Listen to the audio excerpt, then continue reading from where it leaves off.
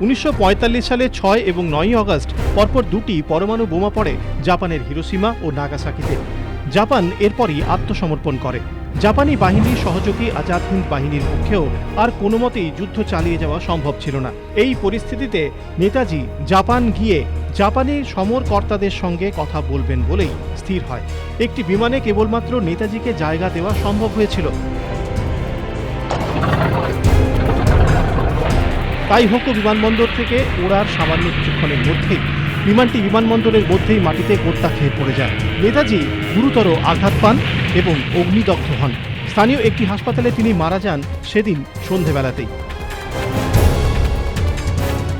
নেতাজির death certificate পাওয়া যায় না। অনেক পরে 90-এর দশকের শেষ দিকে নেতাজির ডেথ সার্টিফিকেট তৈরি করা হয়েছিল।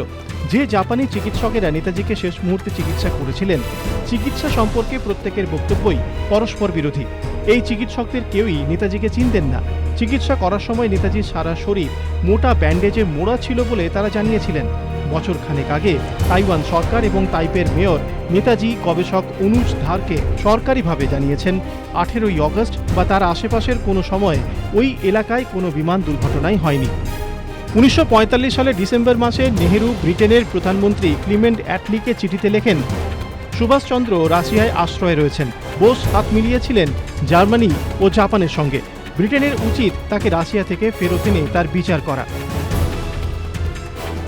বিমান দুর্ঘটনায় নেতাজির মৃত্যুর খবর বিশ্বাস করেনি ব্রিটিশ ও আমেরিকানরা। 50-এর দশক জুড়ে বিভিন্ন সময় আমেরিকান সাংবাদিক, ব্রিটিশ কূটনীতিকরা গোপন চিঠিতে জানিয়েছেন সুভাষ জীবিত, তিনি রয়েছেন রাশিয়াতেই। তাছাড়াও সম্প্রতি জানা গেছে স্বাধীনতার পর থেকে প্রায় 40 বছর ধরে বোস পরিবারের প্রতিটি পদক্ষেপের উপর গোপন নজরদারি চালিয়েছে সরকার। প্রশ্ন উঠেছে, নেতাজি যদি বিমান দুর্ঘটনাতেই মারা গিয়ে থাকেন তবে কেন এই নজরদারি? কিসের জন্য সরকার এতটা সতর্ক? পার্থসারথী মুখোপাধ্যায়ের রিপোর্ট, নিউজ টাইম।